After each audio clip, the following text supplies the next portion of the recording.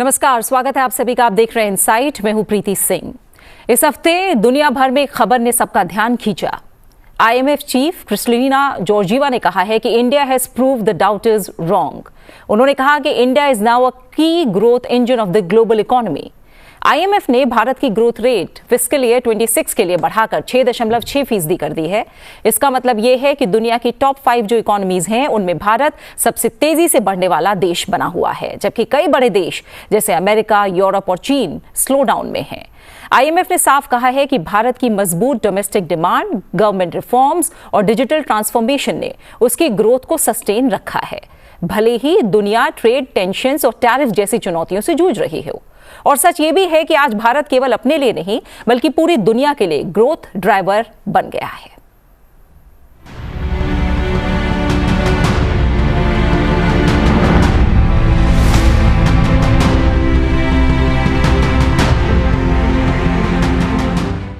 तो आज का हमारा विषय है कि भारत सचमुच ग्लोबल इकोनॉमी का नया पावर हाउस बन चुका है। आईएमएफ की इस तारीफ के पीछे कौन से असली फैक्टर्स हैं और सबसे जरूरी कि क्या ये ग्रोथ जो है वो हमें जमीन पर किस तरह से दिखाई दे रही है, इसे हम कैसे समझें। और इस जो ये टॉपिक है, जो ये विषय है, इस पर चर्चा के लिए मेरे साथ दो बेहद खास मेहमान आज इनसाइट में जुड़ रहे हैं। प्रोफेसर अमन अग्रवाल मेरे साथ जुड़े हुए हैं, डायरेक्टर और प्रोफेसर हैं इंडियन इंस्टीट्यूट ऑफ फाइनेंस के। बहुत बहुत स्वागत है आपका प्रोफेसर अमन अग्रवाल, और शुक्रिया सनसद टीवी के साथ जुड़ने के लिए। प्रोफेसर चरण सिंह भी हमारे साथ जुड़े हुए हैं, सीईओ एग्रो फाउंडेशन। प्रोफेसर चरण सिंह, बहुत बहुत शुक्रिया आपका भी हमारे साथ इस चर्चा में जुड़ने के लिए। तो दोनों ही मेहमानों से हम समझेंगे कि इस खबर के अलग अलग पहलू क्या हैं। और प्रोफेसर अग्रवाल, अगर पहले समझें तो फिस्कल ईयर 26 के लिए आईएमएफ ने ग्रोथ को 6.6% किया, और जैसा उन्होंने कहा भी कि India prove the daughters wrong. तो इस स्टेटमेंट को आप कैसे देख रहे हैं, समझ रहे हैं? क्या ये प्रशंसा है या भारत की नीतियों की ग्लोबल स्वीकृति है? कैसे समझ रहे हैं इसे? नहीं, देखिए, बिल्कुल आपने ठीक कहा। जो इस सरकार के कार्यक्रम रहे हैं, रिफॉर्म प्रोसेसेस रहे हैं, स्ट्रक्चर्स रहे हैं पिछले 12-14 सालों के अंदर, उसका जो है निचोड़ निकल के अब देखने को मिल पा रहा है कि कोविड के बाद से हिंदुस्तान सबसे तीव्र गति से चलती हुई इकोनॉमी निकल के आया है। और इस चीज़ को एडीबी ने भी रिकग्नाइज़ किया है, जो रेटिंग एजेंसीज़ हैं स्टैंडर्ड पुअर जैसी, मूडी, उन्होंने भी रिकग्नाइज़ किया है। और अब आईएमएफ ने भी अपने आंकड़ों में बढ़ातरी करके 2.2 बेसिस पॉइंट बढ़ा के जो है 6.6% जीडीपी ग्रोथ रेट प्रोजेक्ट की है, जो जनवरी से दिसंबर, बिकॉज वहाँ पे वो फाइनेंशियल ईयर जो उनको लेते हैं वो फाइनेंशियल कैलेंडर ईयर लेते हैं, जनवरी से दिसंबर 2025 की आंकड़े 6.6%। अगर हम Q1 हिंदुस्तान का देखें, जो उनके लिए Q2 है, उसमें 7.8% जीडीपी ग्रोथ रेट हमें देखने को मिली है। और जीएसटी के अंदर हमारे रोबस्ट कलेक्शन करीबन 2 लाख करोड़ के करीब हो रहा है। उसके मद्देनजर रखते हुए अभी ही 15 अगस्त को ही सरकार ने जो है जीएसटी के अंदर काफ़ी हद तक रिलीफ दी है, 2 जीएसटी फ्रेमवर्क में किया है। तो इस तरीके से जो कॉन्स्टेंट रिफॉर्म्स हो रहे हैं, स्ट्रक्चर्स आ रहे हैं, एक डिजिटल इंडिया स्ट्रक्चर है जहाँ डिजिटल पेमेंट्स हो रही हैं। इस समय भारत सरकार कर रही है कि सेम डे बैंकिंग में सेटलमेंट्स हों, जो सारे बैंकों को निर्धारित कर दिया गया है। ऑलरेडी पायलट स्टडी चल रही है कि आप चेक जमा कराएं तो इमीडिएटली आपको पेमेंट उसका मिले। तो ये बड़े कदम हैं, स्टेप्स हैं, जिसकी तरफ जो है प्रगति की तरफ लेके जाते हैं। और जो उन्होंने कहा, आईएमएफ के डायरेक्टर ने बिल्कुल साफ ठीक कहा है कि हिंदुस्तान जो है ऐसे ग्रो कर रहा है, क्योंकि कोविड के बाद से अगर हम देखें स्पेसिफिकली, अब उस बात को 5 साल हो गए हैं और कोई देश हिंदुस्तान की प्रगति को मैच नहीं कर पा रहा। फिस्कल प्रूडेंस, मतलब जो सरकारी खर्चे होते हैं उनको नियंत्रित करके, खर्चे को रुकावट रख के, उस पर कोई ऐसे अनाप शनाप खर्चा नहीं हो रहा, मिठाइयाँ नहीं बांटी जा रही हैं, और उसके खर्चे को कंट्रोल करके ये सब किया जा रहा है कि बहुत महत्वपूर्ण है। इसीलिए हमारी इंटरनेशनल रेटिंग भी, जो इंटरनेशनल एजेंसीज हैं, वो अपग्रेड कर रही हैं पिछले 6 महीने में। और ये जरूरी है। एक तो ट्रंप का टैरिफ वॉर का जो दिक्कत रही, दूसरा आप देखेंगे पाकिस्तान इंडिया की वॉर भी हुई है, और भी वॉर चल रही हैं। ऑयल की इम्पोर्ट जो हमारे लिए बहुत आवश्यक है, करीबन 55-60% रिक्वायरमेंट है हमारी, उसमें भी है। मेडिसिन और खाने पदार्थ के अंदर भी इंपोर्ट में डिस्ट्रप्शंस आई हैं सप्लाई चेन में। इन सब के बावजूद हम ये ग्रोथ ले पा रहे हैं, मेरे विचार में बहुत सराहनीय है। ठीक है।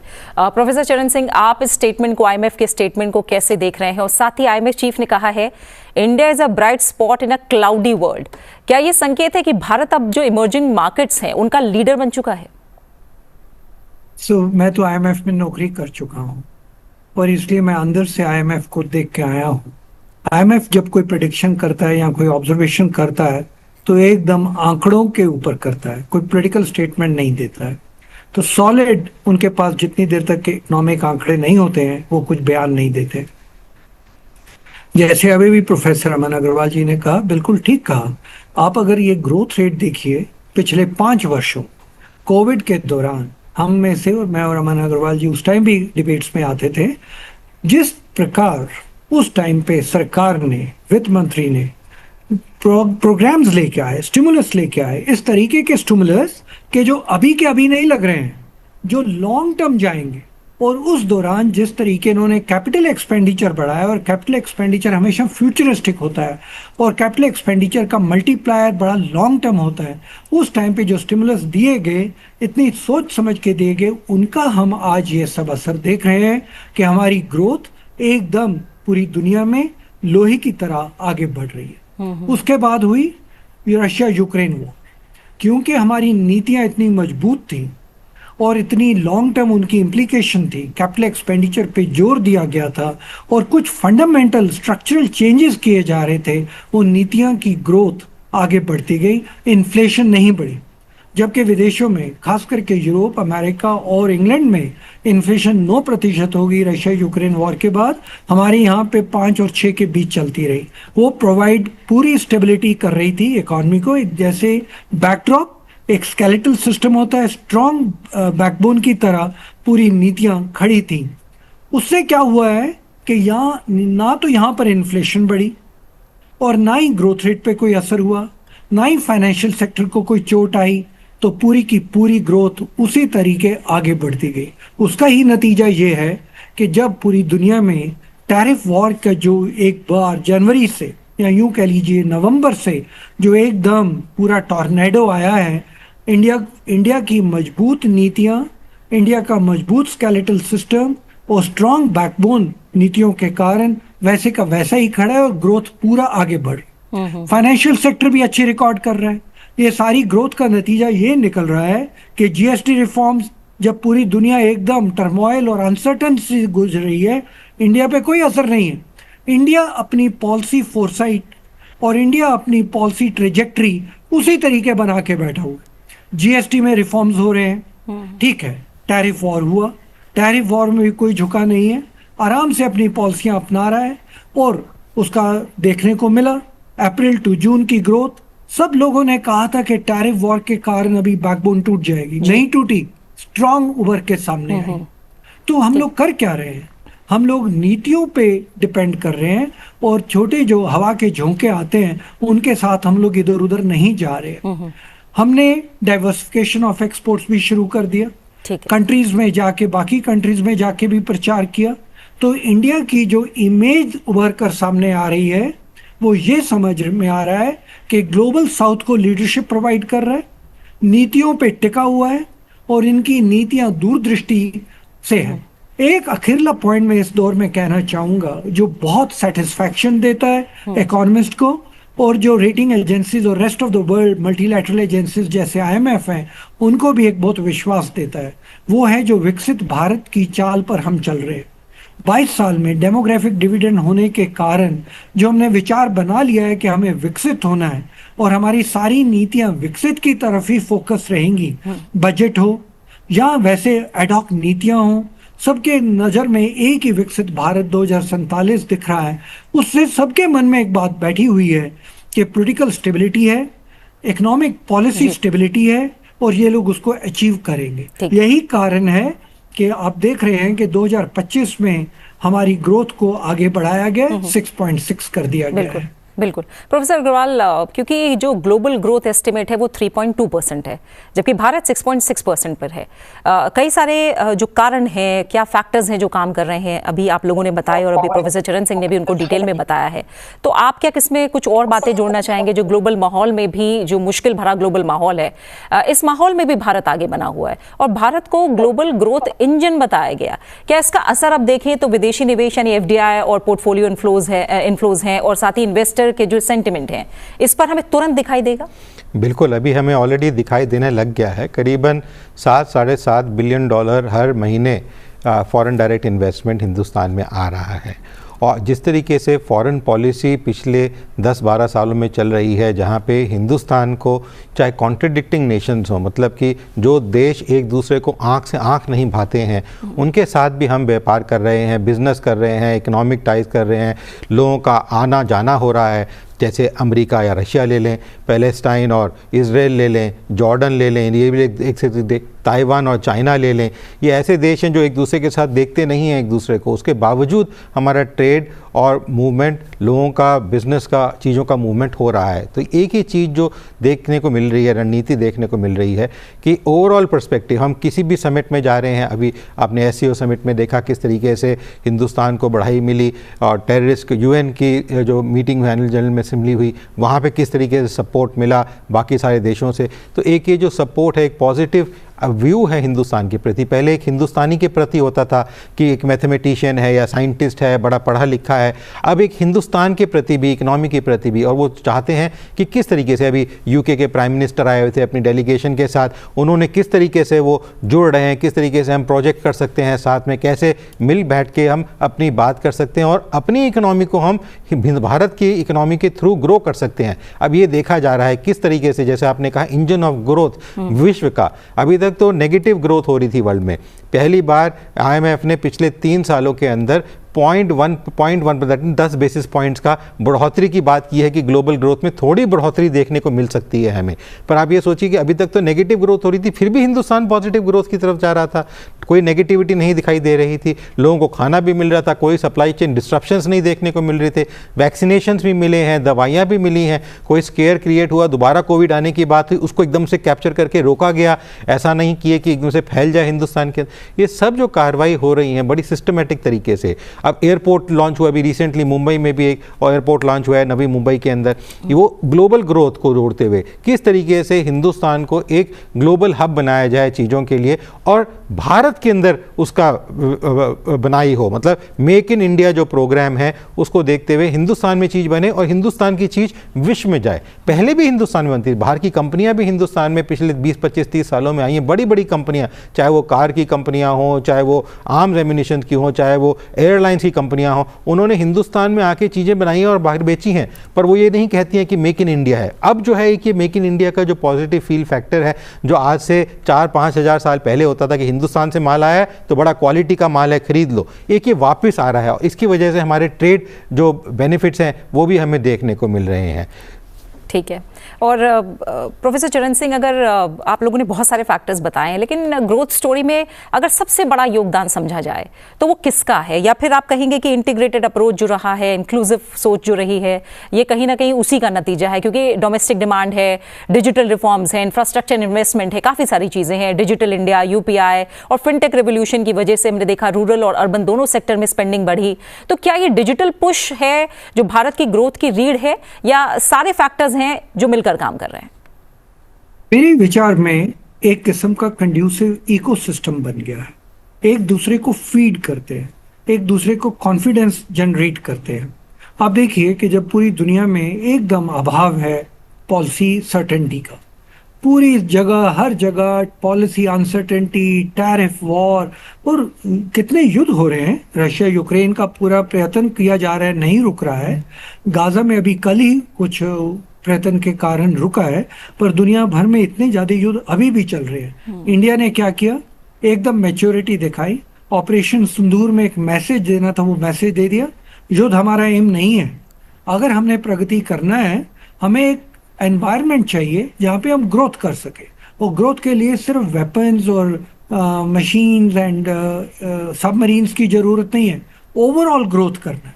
तो इंडिया ने अपना मैसेज दिया, मैच्योरिटी दिखाई, जो मैसेज देना था दे के अपने ओवरऑल इकोनॉमिक ग्रोथ पे वापस आके टिक के।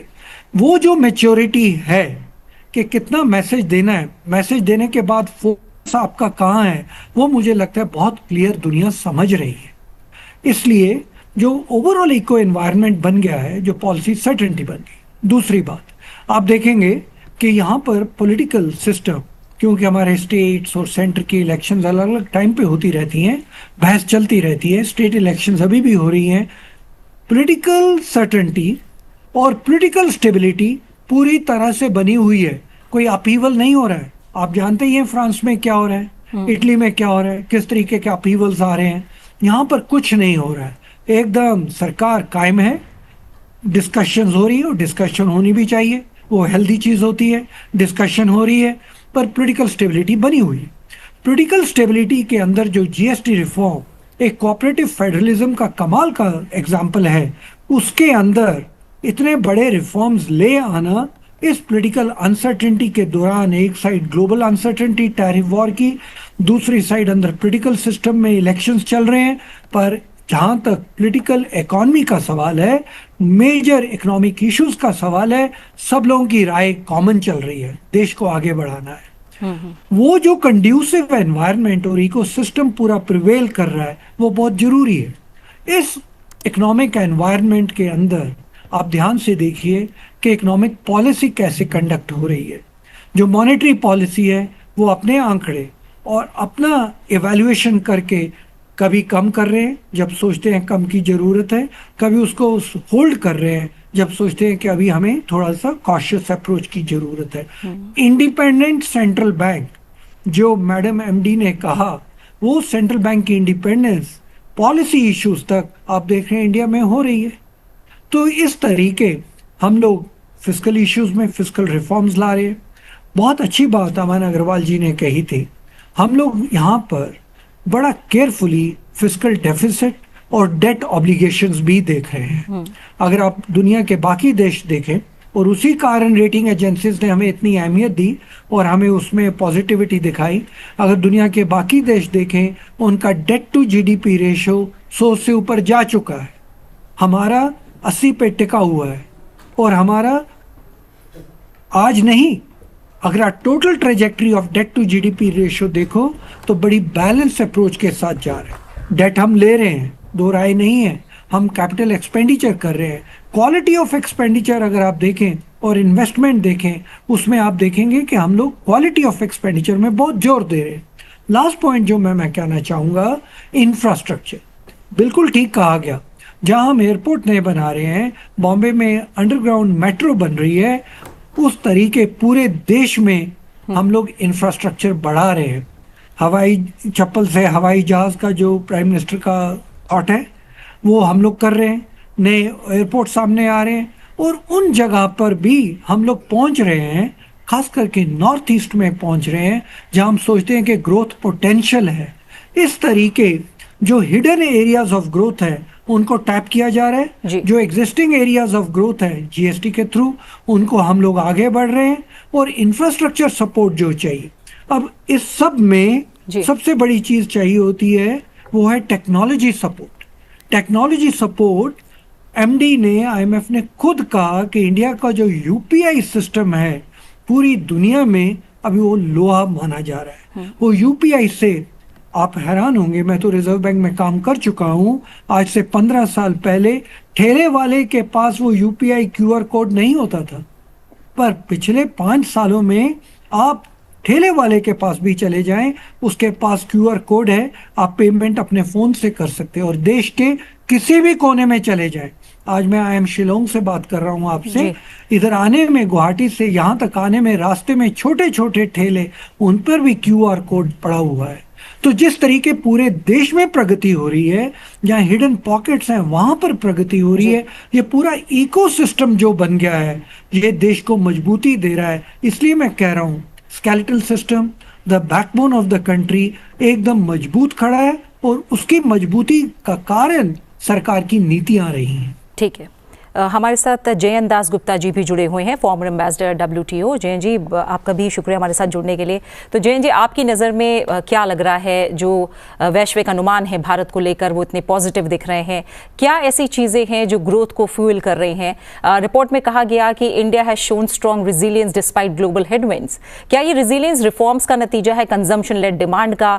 सरकार का कैपिटल एक्सपेंडिचर पिछले 3 साल में हमने देखा दुगना हुआ, यही भारत की लॉन्ग टर्म ग्रोथ का सबसे बड़ा ड्राइवर है क्या आपकी नजर में? बहुत सारी चीजों पर हमने अभी तक चर्चा भी की है।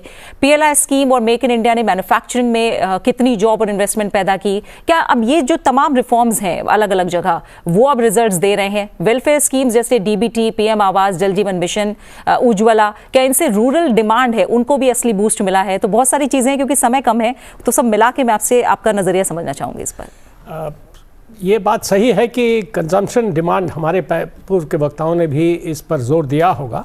कंजम्पशन लेड ग्रोथ है हमारे देश में, 60% से लगभग 65% के बीच में ये रहता है, और इसमें प्राइवेट कंजम्पशन का ही मेजर हिस्सा है। लेकिन गवर्नमेंट कंजम्पशन जो होता है, जिसमें इंफ्रास्ट्रक्चर की बात हमारे पूर्व वक्ता ने भी की, तो उसका भी बहुत बड़ा महत्वपूर्ण योगदान रहता है। और अगर आप कंजम्पशन लेड ग्रोथ की बात करें तो उसके बाद फिर आता है सर्विसेज सेक्टर का जो रेजिलियंस है। आपने रेजिलियंस की भी चर्चा की। सर्विसेज सेक्टर में अधिकतर लोग जो हैं हमारे यहाँ, वो स्वरोजगार उनका है, और उसमें they provide different kinds of services to different sets of consumers. Industry को भी पहुंचाते हैं, सर्विसेज मुहैया करते हैं, और डोमेस्टिक कंज्यूमर्स को भी करते हैं तरह तरह से। तो ये एक बहुत बड़ा हमारी शक्ति है हमारी इकोनॉमी की। और तीसरी चीज़ मैं ये कहूँगा कि अभी आने वाले बीते कुछ समय में हमारा जो प्राइवेट इन्वेस्टमेंट है उसमें भी कुछ बढ़ोतरी हुई है, और उसमें संकेत मिले हैं इस तरह के कि और इन्वेस्टमेंट्स होंगे। तो इन्वेस्टमेंट होगा तो उसके चलते एम्प्लॉयमेंट जनरेशन होगा, उसके चलते कंजम्पशन डिमांड फिर बढ़ेगा। और लास्ट ये बात है कि जो वेलफेयर स्कीम्स सारे देश में, कुछ तो केंद्र सरकार की ओर से चलाए जा रहे हैं, कुछ राज्य सरकार की ओर से, उनका असर पड़ रहा है रूरल डिमांड पर, और वो भी ऐड कर रहा है कंजम्पशन डिमांड में। तो उसके चलते भी, और ये जैसे मनरेगा स्कीम तो काफ़ी दिनों से चल रहा है, उस स्कीम के तहत भी जो हमारा बजट आउटले है वो भी बढ़ा है लगातार, और उसके चलते भी रूरल जो पुअर हैं उनके हाथ में खर्च करने के लिए राशि आई है, और उनका भी योगदान रहता है कंजम्पशन डिमांड बढ़ाने में। तो सारी चीज़ें मिला करके सिर्फ एक बात मैं इस संदर्भ में कहना चाहूँगा कि ये जो अभी वैश्विक व्यापार में जो उथल पुथल है टैरिफ बढ़ाने के चलते, और हमारे करीब 28% जैसे मिसाल के तौर पर टेक्सटाइल्स और गारमेंट्स का निर्यात होता था यूएस को, तो वो बहुत बुरी तरह से प्रभावित हुआ है, और उससे बहुत भारी संख्या में लोग जो इस उद्योग में जुड़े हुए थे उनकी नौकरी खतरे में आ गई है, बहुत लोगों की नौकरी चली भी गई है। तो इसका भी असर पड़ेगा, इसलिए डाउन साइड भी हैं और इसमें ग्रोथ स्टोरी में, लेकिन जो रेजिलियंस भारत की इकोनॉमी ने दिखाया है, दर्शाया है पूर्व में भी, और जो रिफॉर्म्स की प्रक्रिया जो है चालू है, और एक बहुत महत्वपूर्ण कदम अंत में मैं ये कहना चाहूँगा, जो जीएसटी रिफॉर्म्स जो हुए हैं, हालांकि और भी दूरी तय करनी है, अभी तो 5 और 18 और 28% हैं, तो इसको अगर और हम कम कर सकें, इसके जो कैटेगरीज हैं, रेट्स हैं, और जितना नीचे ला सके, उसका असर कंजम्पशन डिमांड पर ज़रूर पड़ेगा, और उसका एक लाभ मैन्युफैक्चरिंग सेक्टर को भी मिलेगा, और उससे इकोनॉमिक ग्रोथ को बूस्ट मिलेगा। ठीक है। प्रोफेसर रमन अग्रवाल, जो अभी जयंत जी ने बातें कही हैं, कुछ डाउन साइड के बारे में बताया, और सबसे बड़ा सवाल होता है सस्टेनेबिलिटी का, कंसिस्टेंसी का, उसे लेकर आप क्या कहेंगे? और अगर हम थोड़ा सा बात करें बैंकिंग, फाइनेंस और इन्वेस्टमेंट क्लाइमेट पर थोड़ा और ज़्यादा बात करें, तो बैंकिंग सेक्टर का एनपीए रेशियो 3% से नीचे है, क्रेडिट ग्रोथ 14% तक पहुंची। तो क्या ये हेल्दी बैंकिंग सिस्टम ग्रोथ को सस्टेन रखेगा? आरबीआई की नीति इन्फ्लेशन और ग्रोथ के बीच बैलेंस रख रही है, क्या यही बैलेंस भारत को बाकी देशों से अलग बना रहा है? नहीं, बिल्कुल आपने ठीक कहा। पहली चीज़ तो समझनी सबसे ज़रूरी है कि ग्रोथ जब ऊपर से आता है, सिर्फ बड़ी बड़ी इंडस्ट्रीज से आता है, तो वो ग्रोथ सस्टेनेबल नहीं होता, और वो झोंकों की तरह, मौसम के झोंकों की तरह हिलता डगमाता रहता है। जब ग्रोथ नीचे से आता है, जहाँ हिंदुस्तान की सबसे ज़्यादा जनता रहती है, चाहे रूरल हो, एक आम आदमी से जब ग्रोथ आता है, जैसे चरण जी भी कह रहे थे कि यूपीआई ट्रांजैक्शन है वो सब तरफ इस समय की जा सकती है, तो एक आदमी जो जा रहा है उसको चिंता करने की ज़रूरत नहीं है, पैसा उसके अकाउंट में जा रहा है, वो अपने पास ले सकता है। तो एक ये जो फीचर है, एक बहुत इम्पॉर्टेंट फैसिलिटी है जिसकी वजह से आगे आदमी, जो एक आम आदमी था जिसको डर था कि आज मैं पैसा कमाऊंगा और वो पैसा कहीं जुए में ना चला जाए, शराब में ना चला जाए, कोई मुझसे लूट ना ले, और कोई सुनवाई नहीं होती थी, पुलिस वगैरह 50, 100, 200, 500 रुपए के लिए कौन उसकी जद्दोजहद करेगा, वो एक बचत की तरफ जा रहा है, बढ़ोतरी की तरफ जा रहा है। ये बहुत इंपॉर्टेंट फैक्टर है।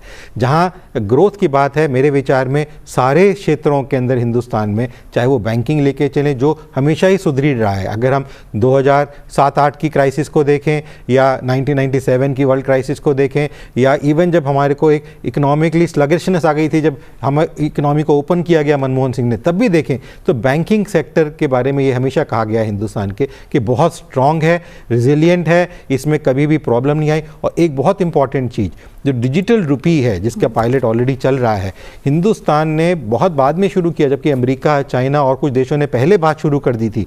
हिंदुस्तान पहला देश है विश्व के अंदर जिसने डिजिटल रुपी को रियलिटी के अंदर लाने की बात की है। रियलिटी में अब पायलट स्टडी चल रही है, कुछ बैंक उसको ट्रेड भी करते हैं, लोग खरीद भी सकते हैं, उसको बेच भी सकते हैं, वो एक आम आदमी तक लाने की बात है। हो सकता है 1, 1.5, 2 साल के अंदर हमें वो आम आदमी तक भी लाता हुआ दिखाई देंगे। उससे जो यूपीआई मूवमेंट में हमें ट्रांसफ़र के पैसे के कुछ ट्रांजैक्शन फ़ी कभी कभी देनी पड़ती है, वो भी ख़त्म हो जाएगी। जैसे हम कैश को ट्रांसफ़र करते हैं एक जेब से दूसरी जेब में, ऐसे ही वो डिजिटल रुपी के थ्रू ट्रांसफ़र होगा।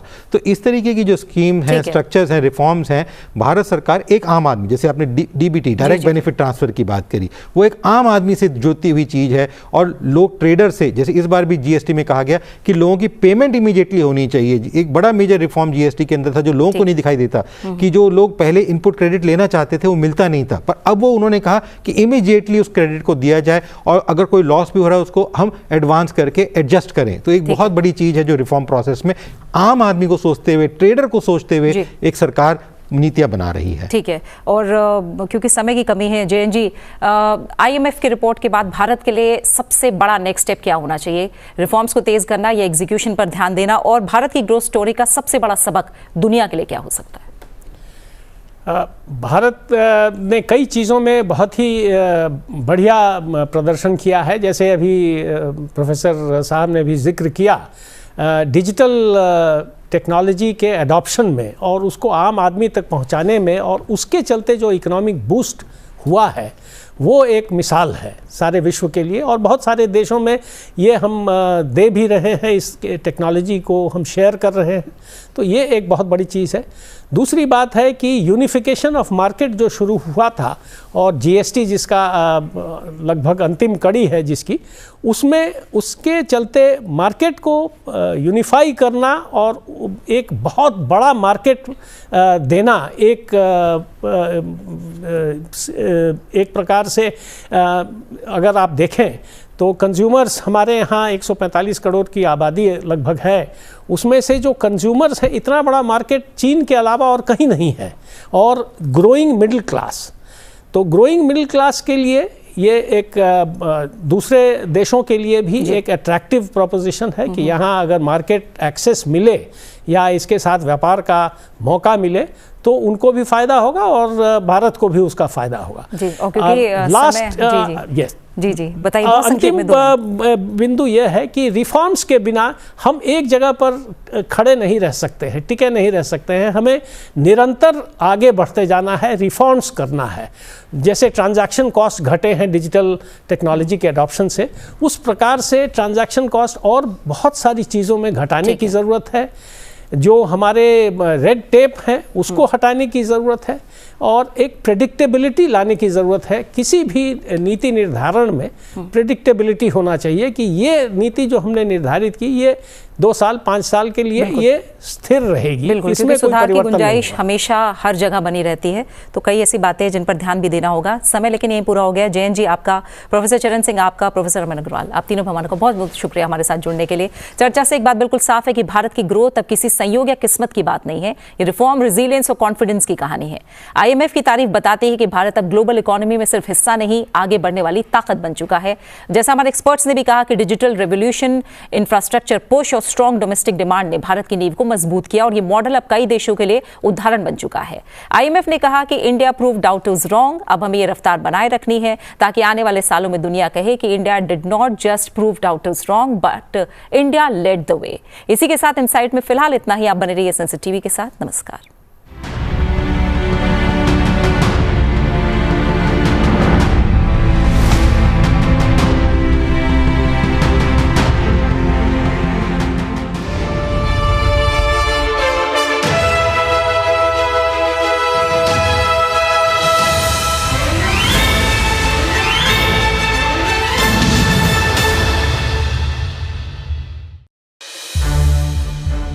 सनसेट टीवी के और भी प्रोग्राम्स देखने के लिए सब्सक्राइब करें हमारा YouTube चैनल और हाँ, इन्हें लाइक और शेयर करना ना भूलें।